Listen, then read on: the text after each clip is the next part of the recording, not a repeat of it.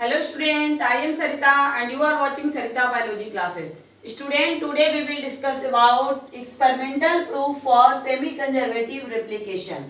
तो स्टूडेंट आज हम बात करेंगे एक्सपेरिमेंटल प्रूफ पे, जो सेमी कंजर्वेटिव मेथड का एक्सपेरिमेंटल प्रूफ है स्टूडेंट, उस पे बात करेंगे। स्टूडेंट उससे पहले आपको हम बहुत बहुत थैंक यू बोल रहे हैं, क्योंकि आप जो हमारे वीडियो पे अच्छे अच्छे कमेंट लिखते हो उससे काफ़ी मैं इम्प्रेस्ड होती हूँ और मोटिवेट होती हूँ और मुझे अच्छा अच्छा वीडियो बनाने की अंदर से मैं प्रेरित होती हूँ उसके लिए। तो स्टूडेंट इसलिए आप जो है हमारे वीडियो को इसी तरह देखते रहो, कमेंट करते रहो और स्टूडेंट मेरे चैनल को सब्सक्राइब भी करते रहो और अगर बेल आइकन प्रेस करते रहो, ताकि आपको कोई भी मैं वीडियो न्यू अपलोड करूं तो नोटिफिकेशन उसका बहुत जल्द से जल्द आपको मिल जाए। तो स्टूडेंट अब हम चलते हैं आज के टॉपिक पे। तो आज का टॉपिक है स्टूडेंट जो है वो है सेमी कंजर्वेटिव रिप्लिकेशन। तो स्टूडेंट जनरली जो है सेल रिप्लिकेट क्यों करता है, डीएनए रिप्लिकेट क्यों करता है, इसके बारे में हम जानेंगे। तो स्टूडेंट डीएनए रिप्लिकेशन के पीछे मेन जो मेथड मेन जो मोटो है स्टूडेंट वो ये है कि जब भी सेल डिवाइड करेगा तो डीएनए जो है रिप्लिकेट करना बहुत जरूरी है। डीएनए अगर रिप्लिकेट नहीं कर पाएगा, डीएनए अगर डबल नहीं हो, रिप्लिकेशन का मतलब होता है डीएनए का अमाउंट डबल होना, यानी डीएनए एक डीएनए से डबल डीएनए फॉर्म होना ही रिप्लिकेशन कहलाता है। तो डीएनए जब तक रिप्लिकेट नहीं होगा, डबल अमाउंट फॉर्म नहीं होगा, जब तक कोई सेल जो है डिवाइड नहीं करेगा, क्योंकि सेल डिवीजन के लिए डीएनए रिप्लिकेशन बहुत जरूरी है। और स्टूडेंट ये जनरली कब होता है, तो ये जनरली सेल डिवाइड करने से पहले सेल के सिंथेसिस फेज में होता है, एस फेज में होता है डीएनए रिप्लिकेशन। तो डीएनए रिप्लिकेशन के विषय में ऐसा कहा जाता है स्टूडेंट कि जनरली जो है बहुत सारे साइंटिस्ट, कुछ साइंटिस्ट ने बोला कि डीएनए रिप्लिकेशन जो है वो कंजर्वेटिव मेथड से होता है, कुछ ने बोला कि डीएनए का रिप्लिकेशन सेमी कंजर्वेटिव मेथड से होता है स्टूडेंट। तो यहाँ पे डीएनए का रिप्लिकेशन जो है वो कंजर्वेटिव मेथड से कैसे होता है स्टूडेंट, ये मैं आपको बता रही हूँ। कंजर्वेटिव मेथड से स्टूडेंट मतलब साइंटिस्ट का कहना यह था कि डीएनए जब रिप्लिकेट करता है कंजर्वेटिव मेथड से, तो वो एक मान लो कि ये डीएनए की कॉपी है, तो ये डीएनए की कॉपी से अगर डीएनए की डबल कॉपी बनती है तो इसमें क्या होता है स्टूडेंट की जो एक कॉपी होता है वो क्या होता है, जनरली एक कॉपी जो होता है वो ओल्ड होता है दोनों सेगमेंट का, और एक कॉपी जो फॉर्म होता है वो न्यू होता है स्टूडेंट। ऐसा कहा गया कंजर्वेटिव मेथड में। लेकिन कंजर्वेटिव मेथड के लिए कोई एक्सपेरिमेंटल प्रूफ जो है नहीं मिला स्टूडेंट। तो अब बात करते हैं सेमी कंजर्वेटिव मेथड की। तो सेमी कंजर्वेटिव मेथड में क्या होता है स्टूडेंट की, सेमी कंजर्वेटिव मेथड में जैसे ये डीएनए का डबल स्ट्रैंडेड डीएनए है, तो इसमें क्या होगा कि जब डीएनए रिप्लिकेट करेगा तो वन कॉपी जो होगा वो क्या होगा, वन कॉपी जो होगा वो पेरेंट्स का होगा और दूसरा कॉपी जो होगा स्टूडेंट वो होगा न्यू सिंथेसिस जो होगा वो कॉपी होगा सेकेंड। तो इस चूंकि एक कॉपी यहाँ पे पेरेंट्स का है, एक जो है, दोनों को मैं इसीलिए अलग अलग कलर से दिखा रही हूँ, एक कॉपी जो है वो पेरेंट्स का है और एक कॉपी जो है वो न्यू सिंथेसिस हो रहा है, इसलिए इसको कहा गया सेमी कंजर्वेटिव मेथड। क्योंकि सेमी का मतलब हाफ, हाफ पेरेंट्स का और हाफ कंजर्वेटिव मीन्स फॉर्म होना, यानी हाफ जो है वो पेरेंट्स का है और हाफ जो है वो फॉर्म हो रहा है। तो सेमी कंजर्वेटिव मेथड यही होता है स्टूडेंट। हमें उम्मीद है कि सेमी कंजर्वेटिव आपको क्लियर हो गया होगा। और मैं एक चीज और आपको बता दूं, ये जो जितने भी जो टॉपिक मैं बता रही हूँ मॉलिक्यूलर बेसिस ऑफ इनहेरिटेंस का, जितने भी वीडियो बना रही हूँ सारे ही वीडियो आपके बहुत इंपॉर्टेंट है, आपके नीट के ख्याल से भी, क्योंकि सो मेनी क्वेश्चन जो है इससे आपको ये मान लीजिए कि पूरे नीट के एग्जाम का 20% क्वेश्चन आपको इस 2-3 चैप्टर जो आपके इनहेरिटेंस का जो चैप्टर है उससे आना ही आना है स्टूडेंट। तो आप इस चीज को मतलब माइंड में फीड कर लो। और सेकेंड थिंग्स एक चीज और आपको मैं बता दूं जो बहुत ही इंपॉर्टेंट है, मैं अपनी तारीफ नहीं कर रही हूँ, बट मैं वीडियो इस तरह से बनाती हूँ कि ताकि आपको एक एक ट्रिक जो है माइंड में सेट होते जाए। जैसे बुक में आप पढ़ोगे तो बहुत सारे कंफ्यूजन आपके सामने क्रिएट होता है, मैं उसी चीज को बहुत शॉर्ट वे में और एक स्टेप वाइज बनाती हूँ ताकि आपके माइंड में बिल्कुल वो चीज सही तरीके से सेट हो जाए। तो स्टूडेंट हम चलते हैं सेमी कंजर्वेटिव मेथड को, जो जिसको Matthew Meselson and Franklin stall ने प्रूफ किया था। और इसको किस तरह से प्रूफ किया था, उसके लिए उन्होंने एक्सपेरिमेंट किया था 1958 में। कब एक्सपेरिमेंट किया था? 1958 में मैथ्यू मेसेल्सन और फ्रैंकलिन स्टॉल ने। तो ध्यान रखना स्टूडेंट। तो अब हम बात करते हैं कि इन्होंने कैसे इसको एक्सपेरिमेंटली प्रूफ किया। तो इसे हम देखते हैं स्टूडेंट। तो इसके लिए उन्होंने, देखिए आपके सामने पूरा प्रोसेस में लिख दी हूँ, 1 2 स्टेप वाइज लिखी हूँ, ताकि आप इस चीज को अभी आप नोटबुक में नोट कर लो और इसी तरह स्टेप वाइज आप जो है इस वर्क को समझो। तो यहाँ पे स्टूडेंट सबसे पहले क्या हुआ है, they grew E coli in medium containing nitrogen salt like ammonium chloride with heavy isotopes of nitrogen N15। यानी स्टूडेंट यहाँ पे लिया गया है एक्सपेरिमेंट के जो लिया गया है वो है इकोलाई बैक्टीरिया। आपको प्रीवियस वीडियो में भी मैं बताई थी कि इकोलाई बैक्टीरिया बहुत ही प्रीफर्ड बैक्टीरिया है और बहुत ही हर जगह इजीली अवेलेबल होता है। तो इकोलाई बैक्टीरिया को यहाँ पे जो है मेसेल्सन और स्टॉल ने भी इकोलाई बैक्टीरिया को यूज किया है। और इकोलाई बैक्टीरिया को उन्होंने क्या किया, इकोलाई बैक्टीरिया को एक अमोनियम क्लोराइड सॉल्ट का है, अमोनियम क्लोराइड सॉल्ट है, सपोज दैट ये कंटेनर है जिसमें क्या है NH4Cl सॉल्ट है, जिसमें क्या है हैवी नाइट्रोजन, यानी यहाँ जो नाइट्रोजन है स्टूडेंट वो N15 आइसोटोप का लिया गया है। कैसा नाइट्रोजन है ये? हैवी नाइट्रोजन आइसोटोप्स है ये। नाइट्रोजन के आइसोटोप्स होते हैं जिसमें सबसे जो हैवी नाइट्रोजन आइसोटोप होता है वो N15 होता है।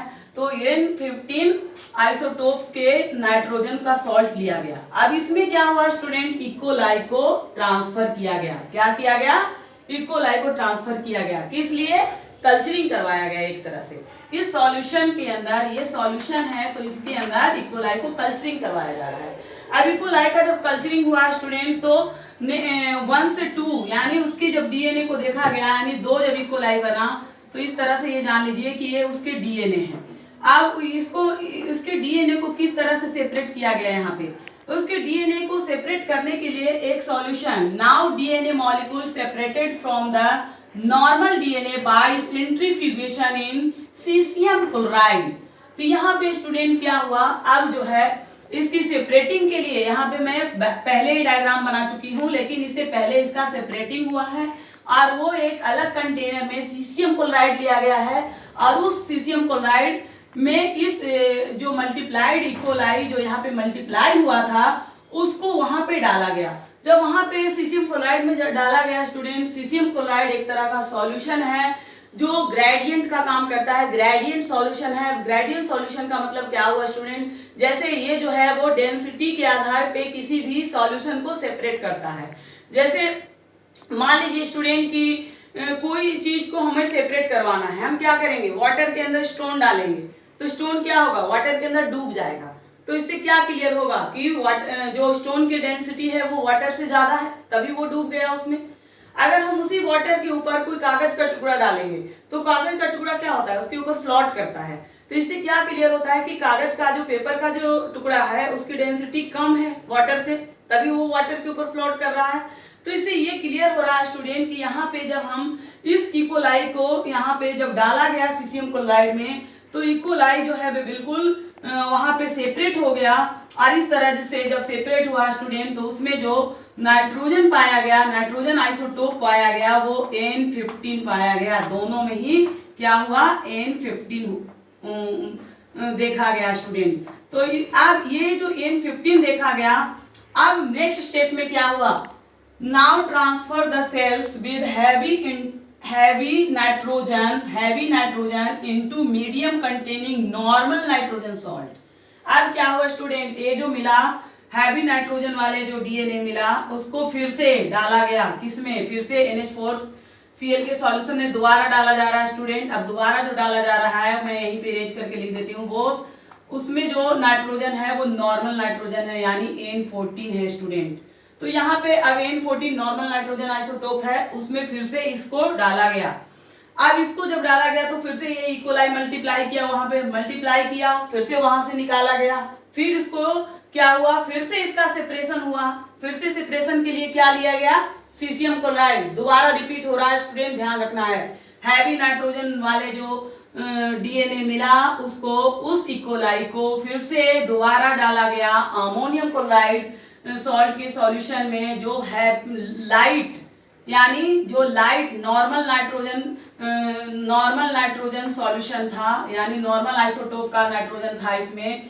क्लियरली मैं यहाँ पे लिख भी दी हूँ और यहाँ पे सेंटेंस में भी लिखा गया है कि नॉर्मल नाइट्रोजन सॉल्ट था, उसमें ट्रांसफर किया गया। अब ये फिर से इकोलाई वहां पे मल्टीप्लाई किया, फिर से उसको सेपरेट किया गया, उसके डीएनए को फिर से सेपरेशन के लिए क्या लिया गया, caesium chloride. When bacterial cell divided then put in the caesium chloride medium for separation. अब फिर से उसको सेपरेशन के लिए फिर से दोबारा डाला गया। तो अब जो सेपरेट हुआ स्टूडेंट वहां और उसके सेपरेशन से जो वो बना, जो डीएनए सेगमेंट मिला वो इस तरह से मिला स्टूडेंट, आपके सामने मैं बिल्कुल लिख रही हूँ, इस तरह से सेगमेंट मिला है। तो यहाँ पे स्टूडेंट देख रहे हैं कि क्या हो रहा है।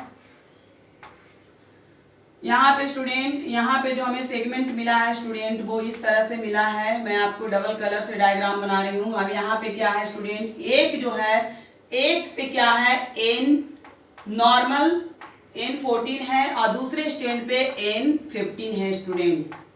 इस तरह से दूसरे स्टैंड पे क्या है N15 और एक पे N14, यानी देख रहे हैं आपके सामने बिल्कुल क्लियर है स्टूडेंट। ऐसे ही चार जो 4 डीएनए का स्टैंड मिल रहा है 4, वो सब पे यही है। एक में नॉर्मल, एक स्टैंड में नॉर्मल सॉल्ट है डीएनए नाइट्रोजन का और दूसरे स्टैंड में जो है वो हैवी नाइट्रोजन आइसोटोप है। एक में नॉर्मल नाइट्रोजन आइसोटोप और दूसरे में हैवी नाइट्रोजन आइसोटोप।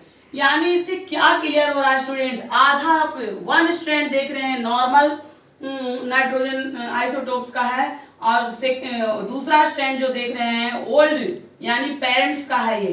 तो ये और ये चारों में मिल रहा है, इसमें भी है, इसमें भी है, इसमें भी है। तो इससे क्या क्लियर हो रहा है, यहाँ मैं सेंटेंस भी लिख दी हूँ। It was found that the density of DNA was intermediate between the heavy DNA nitrogen heavy and normal nitrogen DNA, where one is old and one is new complementary synthesized। यहाँ पे clearly कहा जा रहा है student कि यहाँ पे जो 2 मिल रहा है उसमें 1 जो है वो पेरेंट्स का है, ओल्ड का है, हैवी का है, हैवी आइसोटोप्स का है, और दूसरा जो न्यू बना है वो जो है वो न्यू सिंथेसिस हुआ है वो light nitrogen normal nitrogen isotopes का है स्टूडेंट। तो इससे क्या क्लियर हो रहा है, बिल्कुल सेमी कंजर्वेटिव जो हम आपको स्टार्टिंग में डिफाइन किए थे वो क्लियर हो रहा है। 1 पेरेंट्स का बिल्कुल आ रहा है, हैवी वाला पेरेंट्स का आ रहा है, और दूसरा न्यू जो सिंथेसिस हुआ वो क्या आ रहा है, नॉर्मल आ रहा है स्टूडेंट। तो इससे ये क्लियर हो रहा है कि ये सेमी कंजर्वेटिव मेथड है डीएनए रिप्लिकेशन का।